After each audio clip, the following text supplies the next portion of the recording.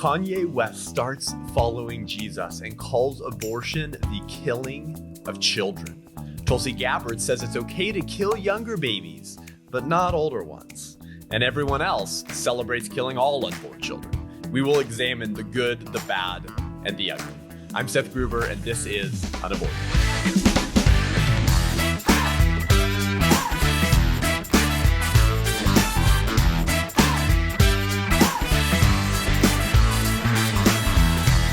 Welcome to UnAborted with Seth Gruber. Thanks for tuning in today. If you're watching this, you'll see we have a new studio behind us, a lot of improvements we're bringing to you, and we have a lot of new things on the horizon to bring to you too, in terms of interview and conversations and more examination of what's happening in the culture, in our politics, on the front lines of the pro-life movement and in the abortion wars. You need to be aware of what's happening. Our country's more divided on the issue of abortion than ever before, and you need a community of people and a place where you can get equipped, encouraged, and updated with what's happening in the country.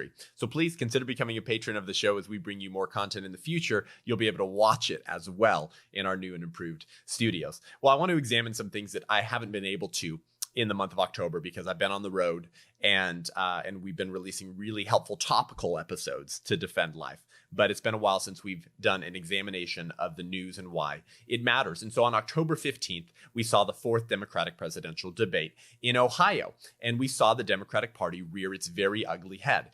The Democratic Party right now, which is just an extension of the pro-choice movement, let's be honest, is a wounded animal that's running scared and snapping back at its opponents every chance it gets. It's running scared, it's wounded. It's like a wounded lion that's all the more dangerous because of it, because the pro-life movement is winning. This administration is the most pro-life administration, arguably, in American history. Love him or hate him, Donald Trump is the most pro-life president in American history. And we have had so many wins for the pro-life movement through this administration, and we've talked about some of those before. Now, of course, there's always more to be done, right? Of course, has Trump been perfect? No, he should have defunded Planned Parenthood the second he stepped into office while he had the Senate and the House. So there's plenty more that we can do, but this has been the best administration for the pro-life movement in decades.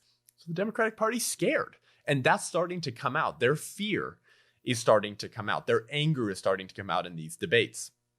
And so the ugliness of our current political climate is that every Democratic presidential candidate, except Tulsi Gabbard, wants to kill babies through the day of birth, on demand, without apology, and fund it with your tax dollars, because they all want to overturn the Hyde Amendment, which keeps your tax dollars from explicitly funding Planned Parenthood and the abortion industry. However, that's really beside the point because money's fungible.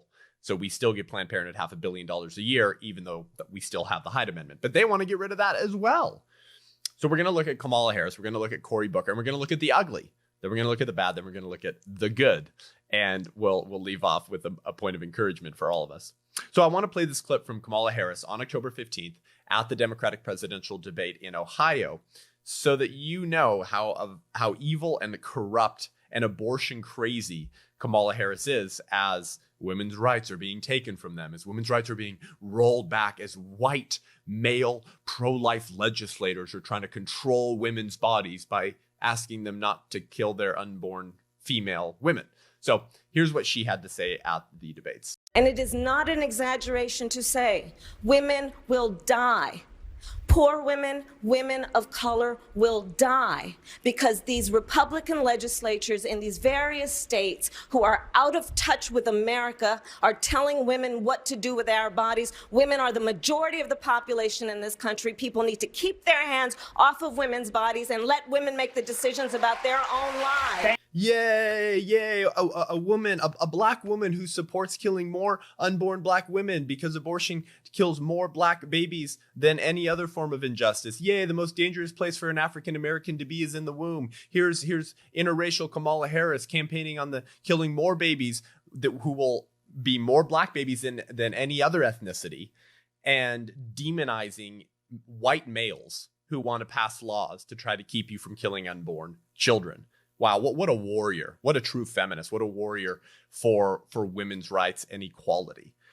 So Kamala Harris is laying into white pro-life legislators because she hates them, and she's angry and she's scared that the pro-life movement's winning. And so she's saying that these pro-life laws being passed by white pro-life males, or really anyone, is going to lead to the death of poor women and women of color.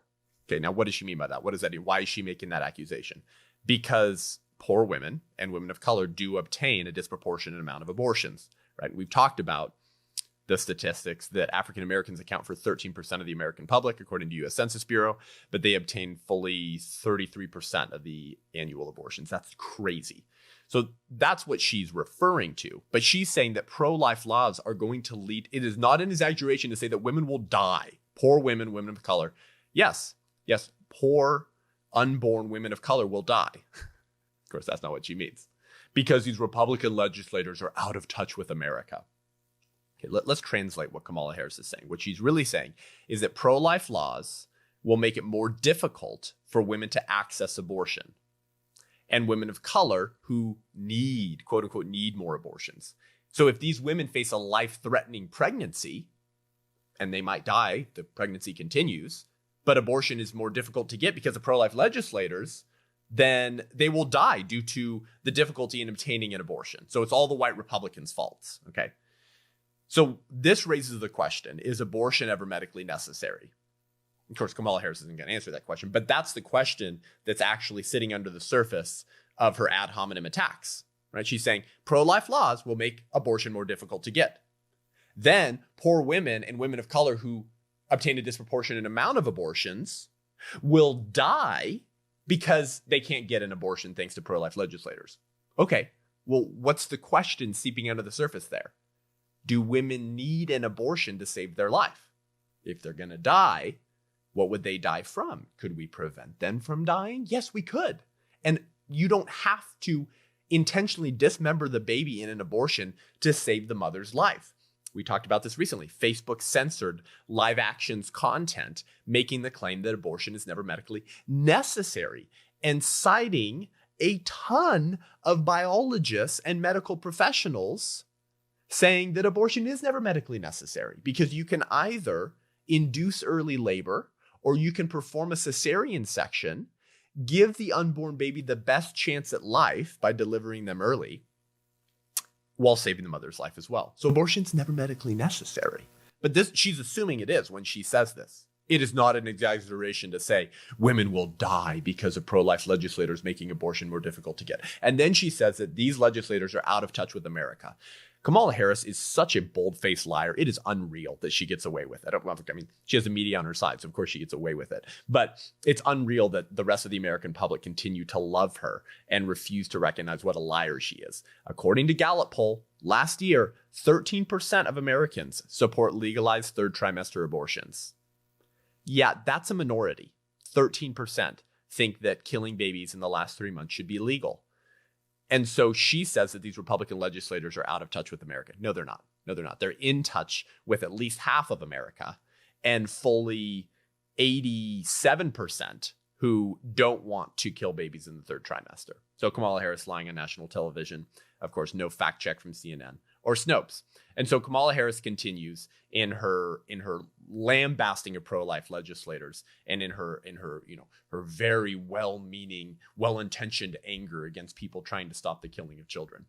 For any state that passes a law that violates the Constitution, and in particular Roe v. Wade, our Department of Justice will review that law to determine if it is compliant with Roe v. Wade and the Constitution, and if it is not, that law will not go into effect. That's called preclearance. Because the reality is that while we still have, as I said earlier, these state legislators who are outdated and out of touch, mostly men who are telling women what to do with their bodies, then there needs to be accountability and consequence. Okay, so easy claps for Kamala Harris. Of course, this is put on by CNN. Everyone there is probably abortion crazy anyways. And so they love Kamala Harris. So she says that she's just going to run roughshod over the Constitution and refuse to allow states to propose and pass legislation that would challenge Roe versus Wade in the first place. So no more of these states, no Alabamas, no Georgias, no Missouris, no Ohios. Stop trying to save babies in the womb. We need to kill more babies because Planned Parenthood pays me a lot of money to keep me in office. The abortion industry pays me a lot of money to campaign on the dismemberment of children. So she's just going to ignore historical realities that sometimes the Supreme Court have passed really bad legislation. Sometimes human beings proposing policy have passed bad policy, and we've had to turn that back. We've had to overturn that. We've had to reel that back. So notice what she's doing here. Kamala Harris is begging the question. She's assuming that Roe versus Wade is correct.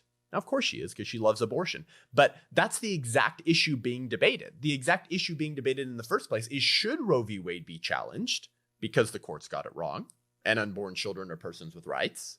Or are unborn babies not babies and abortion is just another form of healthcare? That's the entire debate at stake. But she's not going to answer that question. She's not going to make a defense as to why Roe versus Wade is morally correct. She's just going to say any state that tries to pass pro-life legislation that would challenge Roe is going to be previewed before they can pass it. She said that's called pre-clearance. How unconstitutional. My office is going to step in and determine if your legislation is too radical in saving babies. And if it challenges Roe in any way, shape, or form, you're not even going to have a chance to vote on that. My goodness, this is abortion crazy. So she's begging the question, not even going to address the question that needs to be answered in the first place, which is, did Roe versus Wade get it wrong? You need to make a defense as to why Roe versus Wade is a good thing that the rest of the American public should get on board of, rather than avoiding the central question. So Kamala Harris continues. But, I'll go further. You may have seen, I questioned Brett Kavanaugh when I was a member of the Senate Judiciary Committee and asked him, as a nominee to serve on the United States Supreme Court, could he think of any law that tells a man what to do with his body? And the answer was no. So Kamala Harris pandering and reminding everyone what a great defender she is. She hated Kavanaugh. She never wanted him to get on the Supreme Court because he's a serial rapist, pro-life activist or something. So she's doing a couple things here. First, she's being wildly dishonest and cynical by saying, I asked Kavanaugh, is there any law that tells a man what he can do with his body? And he answered, no. Yes, there are. There's tons of laws that tell men what to or not do with their body. And that goes across the gender spectrum. There's plenty of laws that tell women what they can and cannot do with their body as well. And usually those laws are the same laws, like don't rape, don't murder, don't steal, don't drive drunk, don't beat your wife, you can't streak, you can't assault people. This is the government telling men what they can or cannot do with their body. But then Kamala Harris begs the question again, because she's setting up the question with the assumption that it's just the mother's body. Why else ask the question, is there a law that tells a man what he can do with his body or can't do with his body? She's assuming, of course, that there's only one body involved in the abortion debate, the mother's. Well, is it just the pregnant mother's body? She's begging the question again. That's the entire debated issue, which is it just one body or not? Is it just the mother's body? In which case, pro-life legislators are deeply immoral individuals for trying to control women's bodies. Or is there another body? So the body in her body is not her body. There would be two bodies. Of course, I talk about this all the time. If there's only one body involved, then pregnant women must have 20 fingers, 20 toes, 2 brains, 2 hearts, 2 different blood types, 2 different DNA codes. And if she's pregnant with a boy, now pregnant women have a vagina and a penis. Okay, that doesn't work. So there's 2 bodies involved. But she's assuming that there's just one. So she's begging the question up and down the political spectrum as she's celebrating abortion. But then Kamala Harris continues with this final soapbox moment where she makes a very strange and somewhat contradictory case for what she's actually trying to say. The reality of it is, this is still a fundamental issue of justice for women in America. Women have been given the responsibility to perpetuate the human species. Our bodies were created to do that. And it does not give any other person the right to tell a woman what to do with that body. It is her body. It is her right. It is her decision. Senator Harris, thank you. Did you catch that? I mean, that's pretty funny. At first, I thought that maybe some pro-lifer had hijacked her audio, or that maybe she accidentally let reality slip off of her tongue, because she said women's bodies were created to do that, to what? Create new bodies, new humans. We're created to perpetuate the human species, to create new humans. But then she says, but nobody can tell a woman what to do with that body. I was like, you're right. No, yet nobody should be doing anything to that body, except she meant the mother's body, not the baby's body. So Kamala Harris makes this very strange argument where she starts with where the pro-life movement starts, which is biology, which is the natural ordering, which is natural law. She says, our bodies were created to do this, to make new bodies. She says to perpetuate the human species. Well, that would assume that it indeed are humans that are being perpetuated and created, and those humans begin in your womb. So she's making a natural biological argument that our bodies were created to create new humans. So you kind of just acknowledge what the pro-life movement's saying, that the body in your body is not your body, but then saying nobody has the right to tell a woman to not kill the new human she already created, because Kamala Harris said our bodies were created to create new humans. So something like this is always so disturbing because reality has an annoying tendency of reasserting itself in our lives. And it reasserted itself right in front of Kamala's face, slapped her left and right. And she accidentally let reality slip by saying, yeah, we create new life. We create new humans. Also, we should be able to kill the new humans we create. Very, very disturbing. So this is the ugly. We're going to continue with the ugly with Cory Booker here in a second. And we're going to briefly look at something even uglier from the Dem debate. Cory Booker saying that abortion is holy and worthy of our worship, like the Moloch servile that he is. But first, I have an exciting announcement. This fall and spring semester, in partnership with Students for Life of America, I'm going on the road for my university speaking tour entitled Abortion is Genocide. Actually kicked it off last week at Cal Poly San Luis Obispo, went really well. Had protesters behind me outside of the window behind where I was speaking for 50 minutes of my lecture and 50 minutes of the Q&A shouting, Seth Gruber will not take away our right to choose. Reproductive healthcare is healthcare. And there was this very creepy and ironic moment where I was playing the abortion video, showing those who attended my lecture what abortion looks like. And in the background, you hear, reproductive healthcare is healthcare. Abortion is a human right. While we're looking at the human right of abortion, while we're looking at what reproductive health care looks like. It was a very strange clashing of worlds between reality and fantasy, between truth and lies, between light and darkness. Of course, none of those students came in because they're that tolerant that they can't hear ideas that they don't like. And but someone called me the Antichrist, which was lovely. That was nice, very tolerant. So I kicked that off. I'm going to be at Grand Canyon University, Cal State Long Beach, University of Nevada, Las Vegas, and then my spring semester is filling up as well. So if you're a student at a Catholic club, philosophy club, Christian club, or Students for Life club, consider bringing me to your campus in the spring. I have a few slots left, and I think this will be a very impactful lecture for your university because we'll be examining abortion in the larger historical context of genocide. Genocide always entails stripping human beings of personhood so you can justify their mass extermination and slaughter. It's another form of bigotry, and it leads to the same consequences. Lots of dead, innocent human beings sacrificed on a bad ideology that's now being recycled in the abortion industry. So we'll be right back with Cory Booker saying we need to worship abortion. I'm Seth Gruber, and this is UnAborted.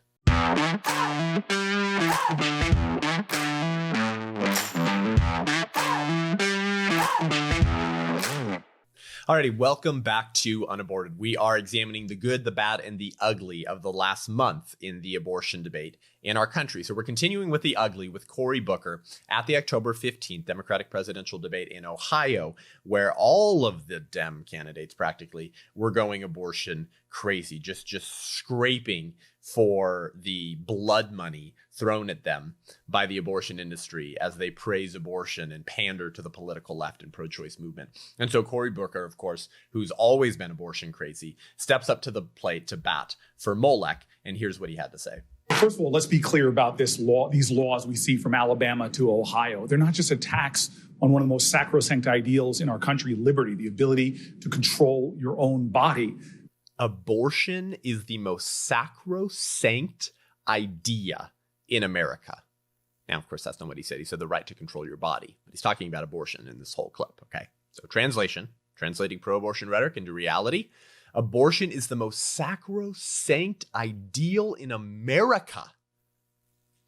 Not freedom of expression, not freedom of speech, not freedom of worship, not freedom of association, not freedom to launch a business without government overreach, not freedom to plan your family how you want, not freedom to have as many kids as you want, since you're not living in China. No. Those aren't the most sacrosanct ideals. The the most sacrosanct ideal in America is paying a physician to rip the arms off of your unborn child in the womb. Well, what is sacrosanct? Sacrosanct comes from the word sacred. It's to say that something is sacred. Well, sacred simply means to declare something is holy or worthy of worship. That's what sacred means. So Cory Booker is saying that abortion is holy and worthy of our worship because it's that type of ideal. It's that sacred of an ideal. It's deserving of our worship. Intellectually and spiritually honest pro-aborts have always admitted that abortion is sacred because it's the sacrifice of children to pagan gods. But intellectually dishonest pro-aborts won't admit this because that's a step too far for the American public. That's a step too far for most pro-choice individuals who are sort of pro-choice by default because they grew up in a country where they were indoctrinated with bad ideas and weren't given the pro-life ideas to consider. So Cory Booker is being intellectually honest. He's admitting that abortion is a form of child sacrifice. Abortion is sacred. It's deserving of our worship. It's holy. But what is abortion? Abortion is the murder of a child in their mother's womb. To who? Well, to whatever ideals you believe are worthy of worship. You don't just kill a baby because in and of itself it's holy. It's done for a purpose. It's done because you view yourself as your own God, or you're doing it because you view something else as a God, something else as an idol, something else as a supreme good to which you will put yourself in enslavement in order to obtain your version of the good life, even though the end result is a dead baby. And intellectually honest pro-aborts who are radical in their own right will admit that abortion is actually sacred. And it's a sacrifice to pagan gods in order to obtain a blessing, in order to pursue your version of the good life. And so Jeanette Paris, a pagan author, in her book, The Sacrament of Abortion, in 1992, her book's called The Sacrament of Abortion. So her and Cory Booker could probably get a good book deal co-writing a book together. Talks about how abortion is the sacrifice of children to pagan gods. And here are some lines from her 1992 book, The Sacrament of Abortion. She says that I have drawn inspiration throughout this book from a guiding image, the Artemis of Greek mythology. Artemis is the Greek goddess of childbirth. So there's something ironic there too. You're sacrificing your children to the goddess of childbirth by preventing childbirth. She goes on and says, it is not immoral to choose abortion. It is simply another kind of morality, a pagan one. It is time to stop being defensive about it. Time to point an accusatory finger at the other camp, the pro-life movement, and denounce its own immoral stance. So you see, killing babies is moral. It's just a different kind of morality. It's a pagan one. And so Jeanette Paris says that pro-abortion morality trumps the pro-life morality that says we shouldn't kill babies. And so servants of Artemis, servants of Molech, ought to point the finger at the pro-life movement and say that they're the immoral ones. What a strange inversion of reality indeed. She continues and said, abortion is a sacrifice to Artemis. Abortion is a sacrament for the gift of life to remain pure.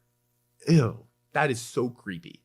In order for your life to remain pure, you're going to deprive the child that you created's life because children are not a blessing. Children are a curse, and they prevent you from pursuing career well-being and bodily autonomy. And she finishes and says, our culture needs new rituals as well as laws to restore abortion to its sacred dimension, which is both terrible and necessary. Total acknowledgement that abortion kills a baby. Total acknowledgement. But it's sacred, it's necessary, and it's sacrificed to pagan gods in order to pursue your pagan version of morality and the good life. And Cory Booker says that abortion is the most sacrosanct ideal in America. Sacred, worthy of worship, and holy. So Cory Booker says killing babies is holy, worthy of our worship. Nothing more to say about that. So Cory Booker continues. But they're particularly another example of people trying to punish, trying to penalize, trying to criminalize poverty.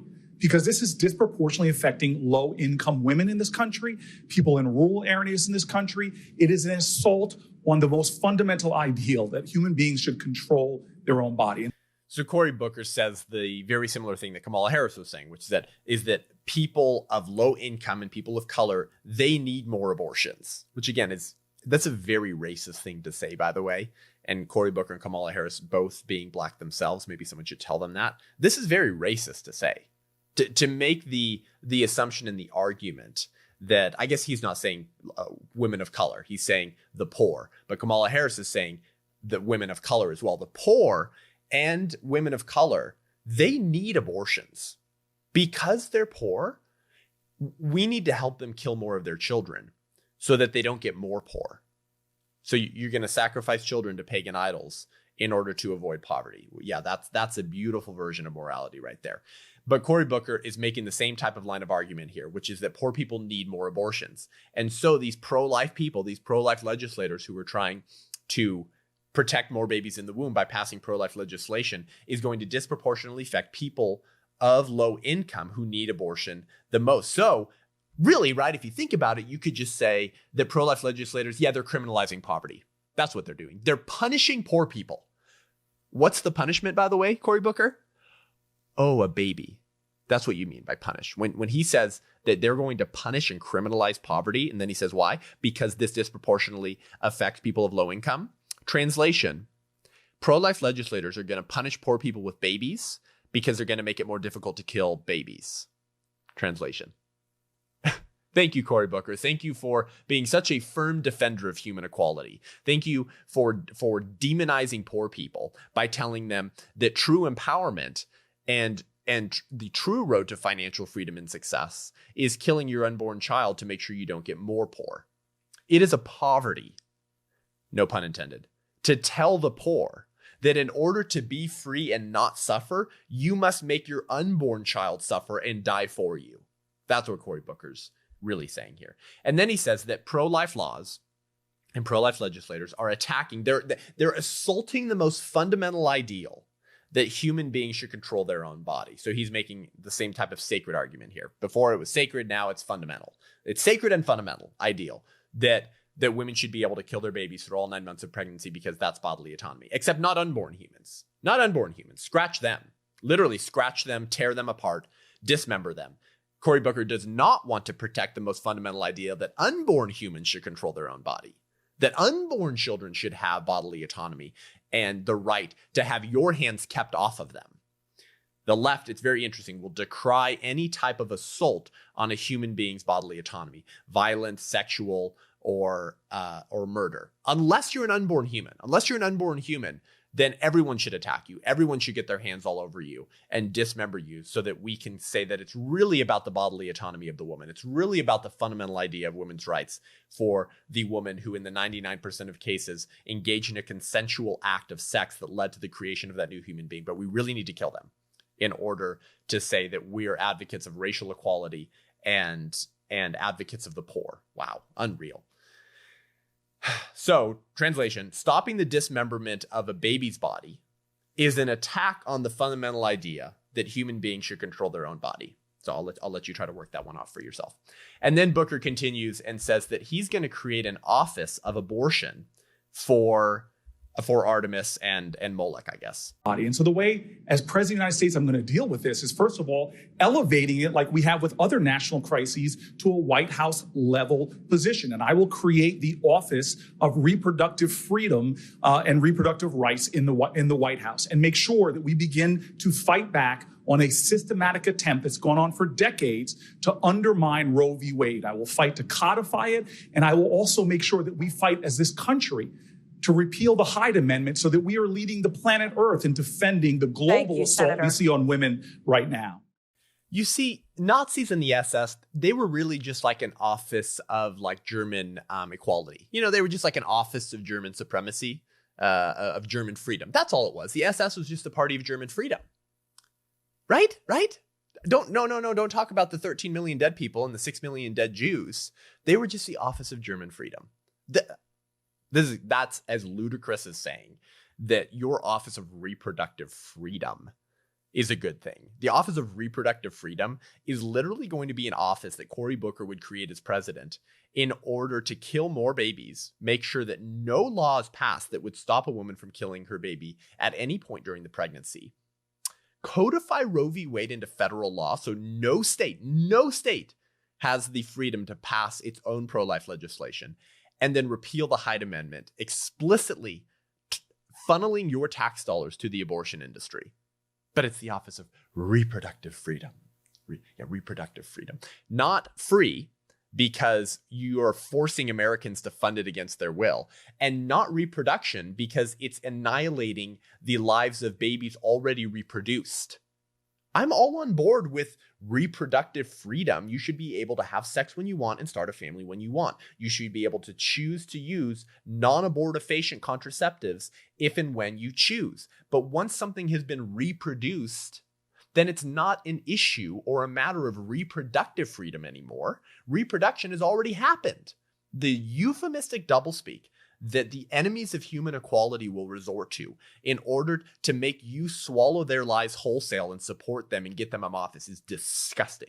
Cory Booker and Kamala Harris are bold-faced liars who are fully aware of the euphemistic doublespeak that they're using and are probably all likely in Planned Parenthood's pocket anyways. So basically, Cory Booker is saying that we need an office and staff for the sacrosanctity of abortion, because he called it the most sacrosanct right in America is to kill babies in the womb. So you're going to create an office and staff for the sacrosanctity of abortion. Unreal. This type of radicalness, this type of radical abortion commitment would have been nearly incomprehensible in the Democratic Party 12 years ago. And now it's par for the course. So essentially, people are going to gather and work in an office to honor and promote something sacred. That's all, because abortion is sacrosanct, so abortion is sacred, so abortion is worthy of our worship, and it's holy. So we're going to create a group of people, a community, an office, a staff that are centered around the idea of honoring and promoting something sacred. So basically the Church of Satan. Now, maybe you think that's a step too far, but the Church of Satan is a church. They believe abortion's sacred. They promote abortion more than anyone else. They fully admit that abortion is sacred and that it is the sacrifice of children to pagan gods and to Satan. So this sounds just like advocates of the Church of Satan getting into politics to start an office for the sacred holiness of abortion. That's what's happening here if you really want to break it down. And yet, Cory Booker and the Democratic left tell us, don't impose your religious beliefs. You stupid pro-life Christians imposing your Christian ideals of life being sacred, of life being intrinsically valuable. But they're perfectly willing to impose their pagan religious beliefs on babies whom they kill and on the American public that they want to force fund abortion in the first place. So that's the ugly. That's the ugly from the last month and certainly from the Democratic presidential debates. But at least it's an honest ugly, right? At least it's honest. It's not an ugly that is seeking to hide their position. Sure, they're going to lie about the details. They're all liars. But they say, yeah, abortion to the day of birth. Yep. And the senators here refused to vote for that Born Alive Abortion Survivors Protection Act, which just said infanticide is bad and we should have more protections in place for babies born alive during botched abortions. So at least it's an honest ugly. At least they're saying, yeah, I fully believe in the abortion lie. Babies are not babies. They're not human beings. They don't have rights. We can kill them through the day of birth. All right. Well, at least you're showing your cards. Democratic candidates, most of them are intellectually honest with their position on abortion. They support abortion through the day of birth and refuse to vote against infanticide. But an honest villain is better than a dishonest villain. I would rather have an honest villain look me in the face and tell me the truth than a dishonest villain look me in the face and lie to me about their villainous nature. So we're going to look at the bad next, which is less radical. It's less extreme, but it's a dishonest villainry because it's an attempt to lie about what this person actually promotes and believes in the first place. But first, if you like the show and want to hear more great content and commentary from the front lines of the abortion wars, from the pro-life movement, then head on over to patreon.com/unaborted. And I'd ask you to consider becoming a patron of the show. $5, $10, $15 a month, something small. Help us bring you better content to young people in the church who aren't equipped to defend life, who sometimes don't even know what they think about abortion, to parents who often feel ill-equipped to talk to their students and their kids about abortion, to youth pastors and Christian leaders who I know sometimes have told me they've never preached a single sermon on abortion in their entire career. Or if they have, they just preached out of Psalm 139 about how God knit life together in the womb, so abortion's bad. Not equipping the saints to go out and engage the culture by being salt and light and being a voice for our unborn neighbors. And the sad reality, friends, is that Greg Cunningham correctly said that there are more people working full-time to kill babies than there are working full-time to save them. And so we need your help to save more babies, because it is costly to do so, while the abortion industry is making a ton of money on the killing of those same babies. And so with your help, we can continue to produce this show, increase our production value, bring on guests, bring you more training and helpful content, so you have sort of a community and a one-stop shop of unaborted human beings where you can get equipping, encouragement, training, and humor, so you can go back out and be a voice for the unborn neighbors in our midst. We'll be right back.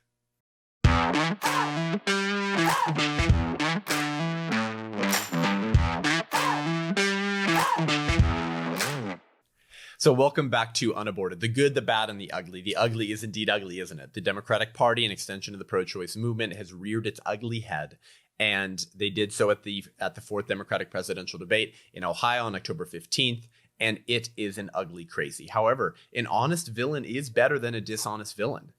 I know how radical this is. It's unreal. These senators didn't even vote to condemn infanticide, but at least they're honest. At least they're intellectually honest and take their bad ideas to their logical conclusion, which is that if you can kill a baby in the womb at one stage, you should be able to kill that baby through all stages of the pregnancy, because any line you draw will be a false, arbitrary line that could be drawn to justify the killing of born people, because the unborn child differs from us in much the same ways that we differ from one another. So any argument to kill unborn humans can equally be used to kill born humans, because we're not valuable because of our capacities and functions which come along with a level of development.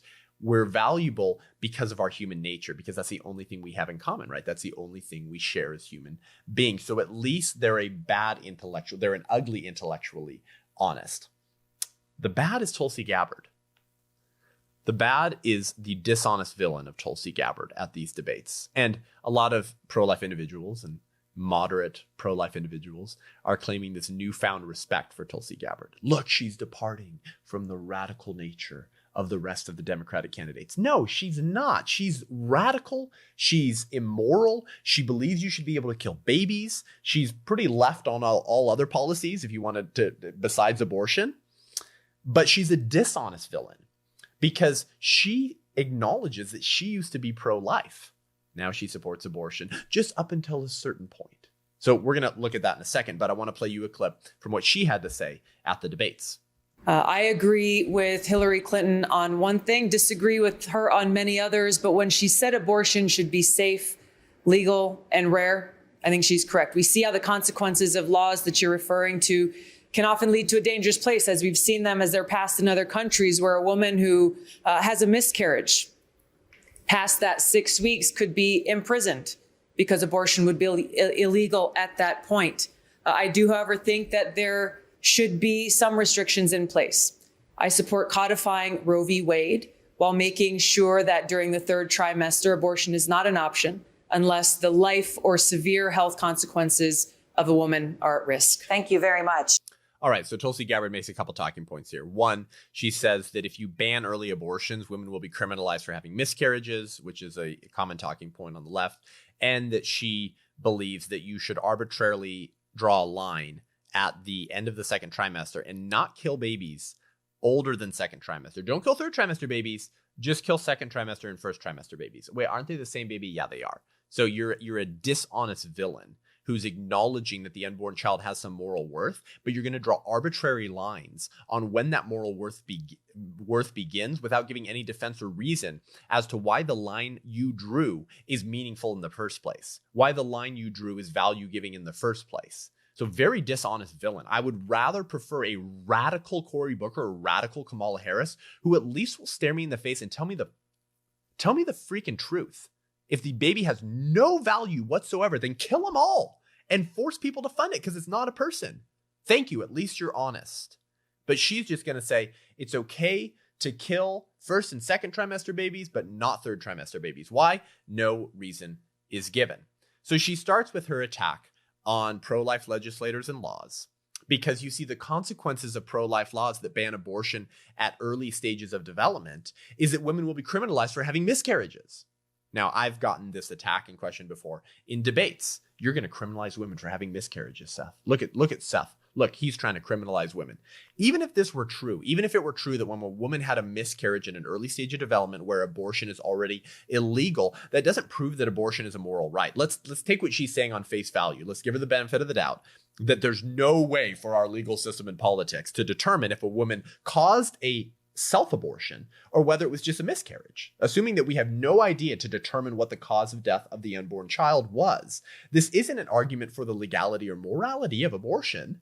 Even if that happened, even if we showed up and there was a dead fetus in the toilet and the mother said it was a miscarriage, and we would know, maybe it was an abortion, maybe you killed them. So because we don't know, we're taking you to county jail. Even if that happened and we had no way of knowing, that's not an argument that abortion should remain legal, because abortion would still be the killing of a baby. So that you're not making a case here for why abortion should be allowed in the first and second trimester, Tulsi Gabbard. So she's really begging the question here too, because if we looked at this in another scenario, we wouldn't make the same argument. She wouldn't make the same argument. For example, is it unjust? Is it wrong? Is it immoral for the police to investigate the family of a toddler who was stabbed to death in their home? We don't know who killed the toddler. There's a dead toddler in the home. Did someone come in and kill the toddler, or was it one of the parents? We don't know. But we can't investigate the parents. That would be wrong. No, the police would have to determine in a post-Roe world where abortion is illegal at the early stages of development, if there was suspicious or suspect circumstances involved in early abortion, then the police would be required to investigate and determine the cause of death. Similarly, as we would with the toddler, the police would have to investigate to rule out that it wasn't any of the parents who killed the toddler. We have to determine the cause of death. And there's ways for us to do that. If a woman it does a self-abortion, okay, there's ways for us to determine if she killed the baby or if it was just a miscarriage. And if there's no evidence that would suggest that she actually aborted her baby or killed her baby, then naturally the other solution and the most common explanation is that it was a miscarriage. So we're not going to criminalize and jail up women who have miscarriages in a country where abortion is illegal in the early stages of development where many miscarriages happen.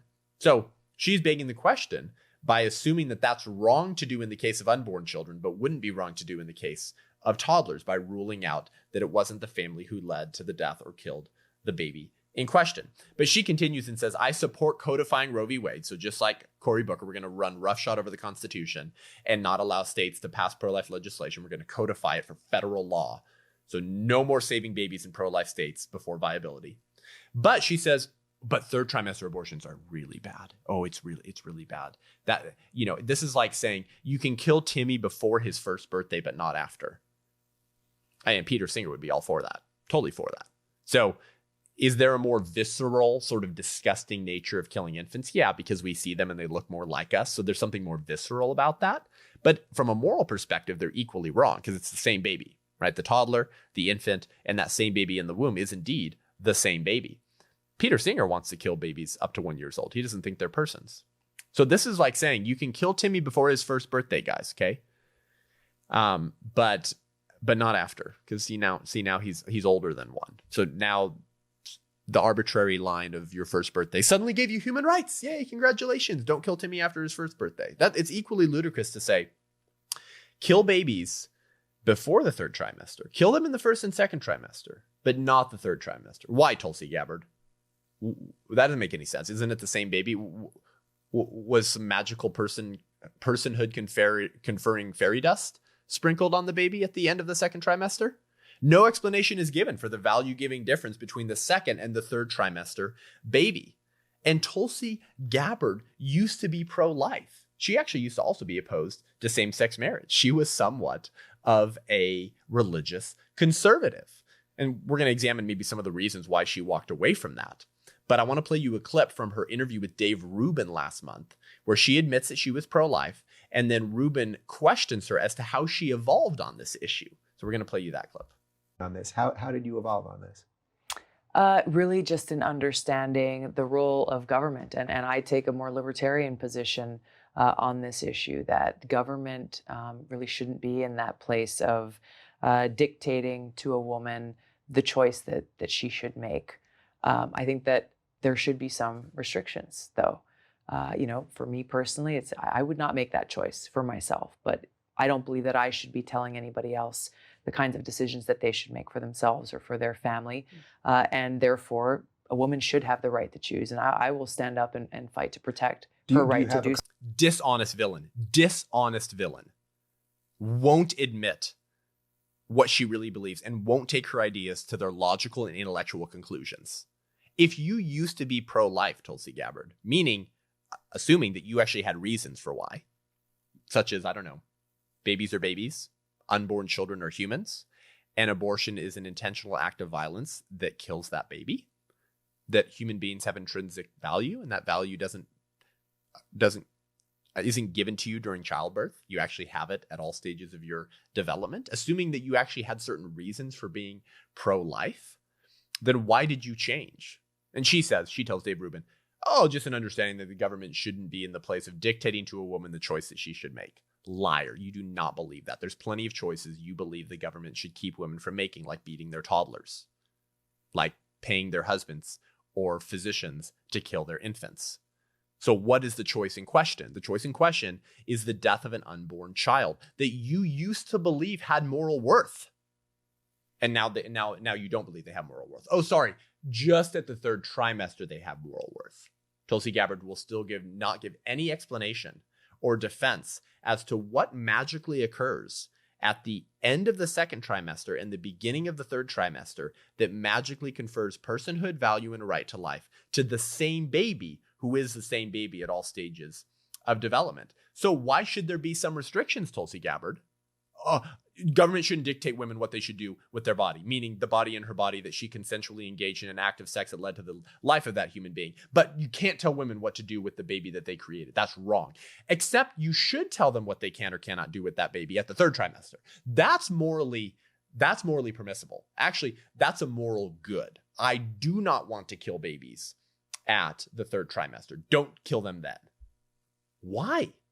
Why should there be some restrictions just at that level of development? No defense is given. Dishonest villain. Imagine saying, I think it's okay to kill my daughter before her first birthday, but not after. That's a gnarly statement to make. You need to give a reason as to why that daughter, why that human being does not have value before their first birthday, but does after. It's equally ludicrous and morally depraved to suggest you can kill that same daughter in the womb before the third trimester, but not after.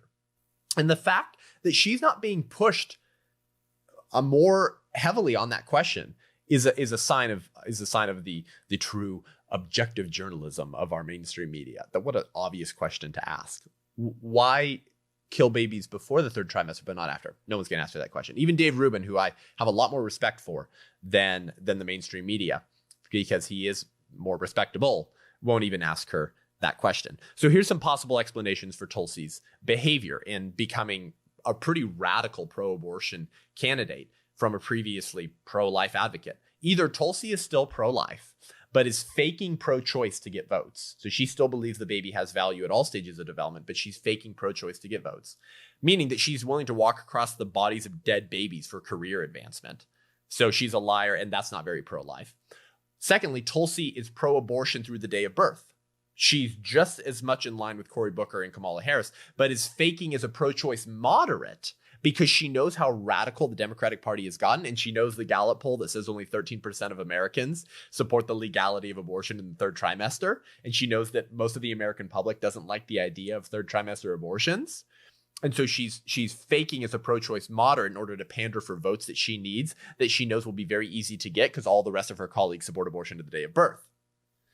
So in this case, she's still a liar and is willing to deceive pro-choice moderates only to swap on them and support killing babies through all 9 months of pregnancy after she's elected. Or thirdly, Tulsi believes exactly what she says, which means she believes babies magically receive a right to life with personhood conferring fairy dust at the end of the second trimester ends and the second the third trimester begins, which is not intellectually honest at all. And it makes her a dishonest villain. So we looked at the ugly, we looked at the bad, because this is not as radical, but it's more villainous and it's more deceptive. And now we're going to look at the good. The culture has gotten some really good news recently. Now, not if you're a leftist in the culture, but this is good for the culture. And the church is celebrating, those people of good faith, that Kanye West is deciding to follow Jesus. And he recently called abortion killing. So he's being transformed by the renewing of his mind. He's seeing reality with enlightened eyes for the first time. Sadly, many Christians have attacked him. One of his songs, he says that Christians were the first ones to judge me. Really sad that he got enough attacks that his new album included that line. We should be celebrating when people come to Jesus. We cannot know the authenticity of that conversion. Only God knows that. So we should celebrate it every time. So he released in his album on Friday, October 25th, just recently, called Jesus is King. That's the name of his album, Jesus is King. And here are some lines from his album from various songs. Okay. None of this stinks of pride. None of this stinks of career advancement.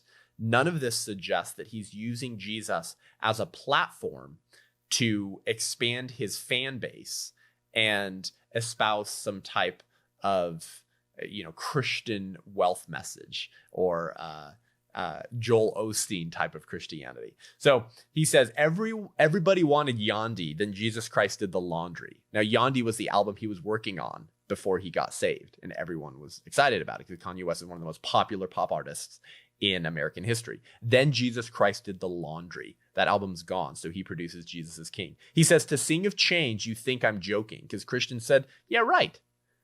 To praise his name, you ask what I'm smoking. Yes, I understand your reluctancy, but I have a request, you see.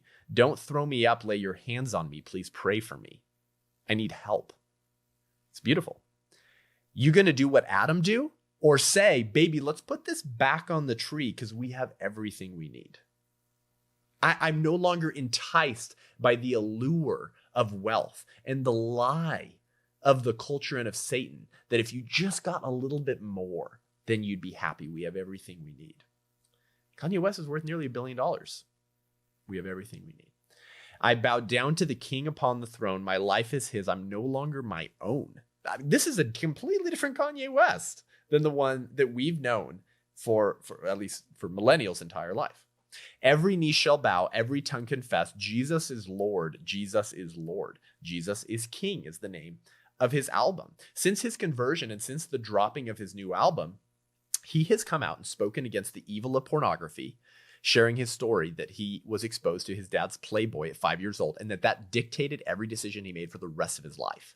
He's come out and spoke out against the overly sexy outfits that his wife wears by saying that it hurts my soul because you're my wife. He's talked about the futility of money, the importance of our eternal souls, and the supremacy of Jesus. If you're a Christian and your first response was to doubt him and say, he's probably using this to pander to Christians to get a bigger fan base or just to get more, or just get wealthier off of a sort of get rich quick, blessings flow up or praises flow up, blessings flow down type of mentality, then shame on you. Honestly, shame on you. You should be celebrating anytime someone comes to Jesus because we can't dictate the authenticity of that conversion until we have fruit to examine. And the only fruit we've had to examine has been other-centered, and it's been Christ elevating.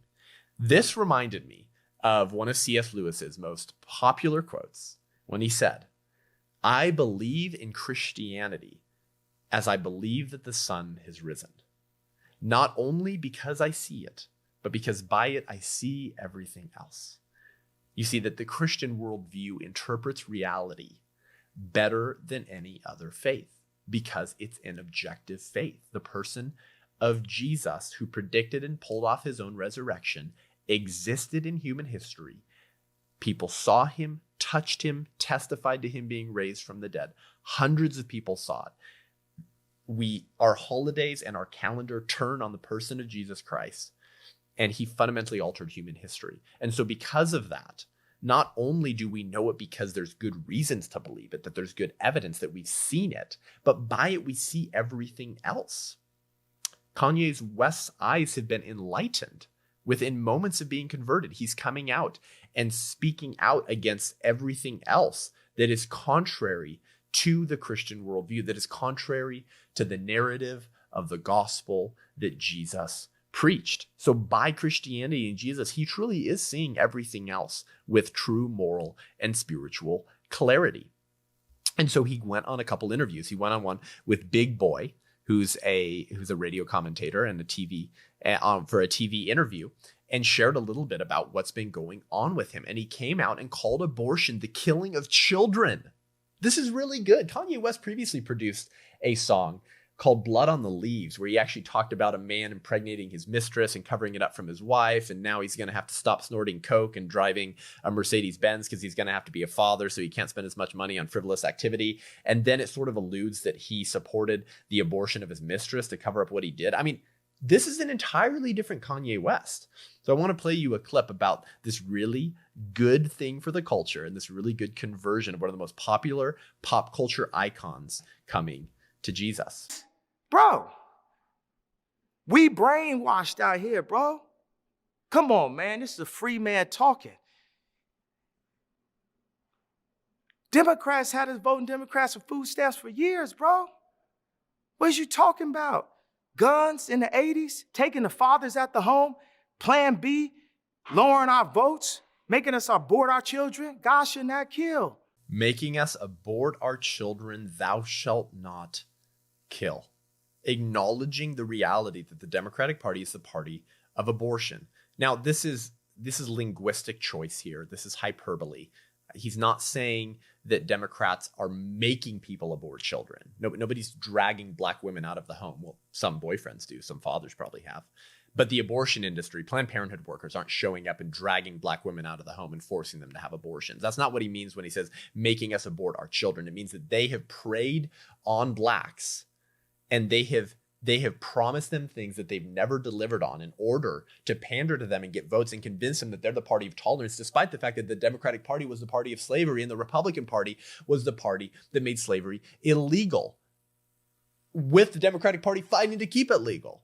And yet the Democratic Party has convinced black Americans for years that they needed to vote for Democrats in order to avoid those racist white Republicans. And those were usually just ad hominem attacks that weren't true, in order to increase the likelihood that blacks would vote for Democrats. And now, we've read to you the statistics before, Planned Parenthood has conveniently located upwards of just under 80% of their abortion clinics within walking distance of communities with high with high populations of black and minority people, because they do obtain a disproportionate amount of the abortions. So that's what he means, that they've been preying upon blacks, promising them things, telling them that they need Plan B, telling them that they need abortion, because oftentimes they're poor, oftentimes they struggle to get out of poverty, and this is going to ruin your life. And so here, you need abortion. Thou shalt not kill. He's seeing clearly for the first time, and it's beautiful.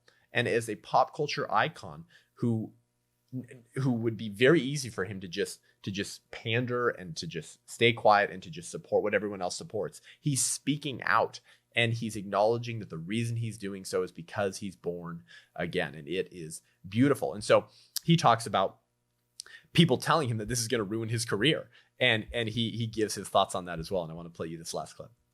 The funny thing is, people are like, man, this is going to be harmful for your career. I said, did you worry about that? Man, I fear and love God. Mm-hmm. When you remove the fear and love of God, you create the fear and love of everything else. You're talking to somebody right now that only fears God, and Jesus has won the victory, bro. That's an entirely different Kanye West. That is not a Kanye West that would be recognizable in any other situation, except that now that he's come to Jesus. This is the last thing the church expected. This is the last thing the culture expected. That Kanye West, who less than a year ago was on Jimmy Kimmel and said, yeah, I still look at Pornhub, is now admitting that he is a sex addict. His exposure to early pornography wrecked his life. And now he's speaking out against pornography, the sexualization of the culture, the sexualization of children, the abortion, and the Democratic Party, who is the party of abortion. And he gets this exactly right. This is a moment of moral and spiritual clarity, unparalleled in Hollywood, unparalleled in the mainstream media. There's no way that Kanye West could say this on his own. You remove the fear and love of God, you create the fear and love of everything else. This sounds like an evangelical author. This is Christ in him, the hope of glory. Hope springs eternal from the human breast, and he has found his hope. He has found the eternal hope found in the person of Jesus. Because what is abortion but the inordinate love of self? When you remove the fear and love of God, you create the fear and love of everything else. What is abortion but the inordinate love of self? It's not a love focused on the baby you created 99% of times in a consensual act of sex. It's not love for your family. It's not love for your spouse or your boyfriend or your partner who was the co-creator in the life of that child. It's the love of self. Now, whether you feel driven to that abortion out of fear or not, it is still the inordinate love of self. You are focused on yourself above everything else.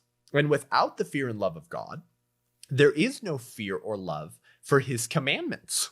If you don't fear and love God, you don't give two rips about what he has to say for his people and for human flourishing. Laws such as, commandments such as love your neighbor and don't shed innocent blood. What is abortion but the shedding of the innocent blood of unborn neighbors? So Kanye West is seeing this for the first time, and it is so good in comparison to the ugly and the bad that we're seeing in the culture and from the politics and from the mainstream media and from the Democratic presidential candidates who support abortion to the day of birth. They do not have the fear and love of God. You see, the fear and love of God creates humility.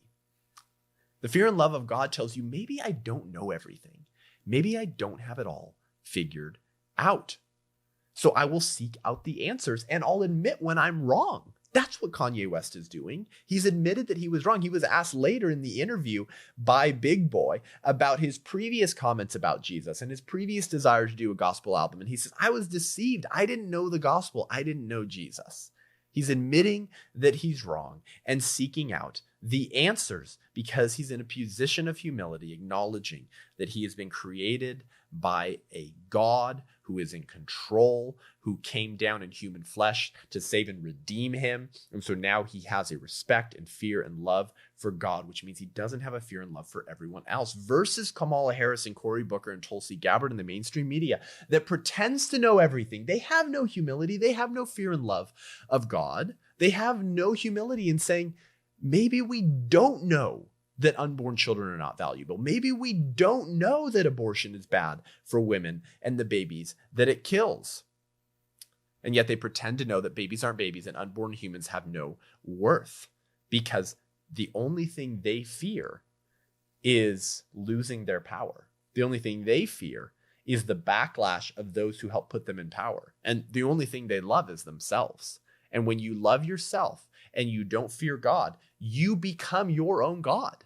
You put yourself on the eternal throne. Therefore, whatever actions you deem are necessary to advance your version of the good life in love and worship of yourself is entirely justified and necessary, in fact.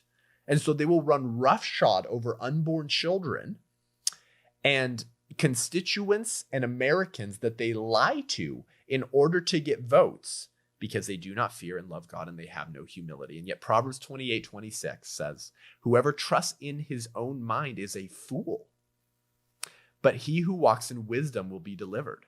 Kanye West is walking in wisdom because he's not trusting in his own mind. He's not leaning on his own understanding, but he's leaning on the wisdom of God who has saved him, and he is being delivered. This is good for the culture. This is good for the church. This is good for the pro-life movement. And there are calls from many pundits and pro-life leaders to invite Kanye West to the March for Life to perform songs from his album, Jesus is King. I'm all for it. I think that's a great idea. That's all we have time for today. Thanks for joining me. Head on over to iTunes and YouTube, Spotify. Give this show a review and rating. It helps.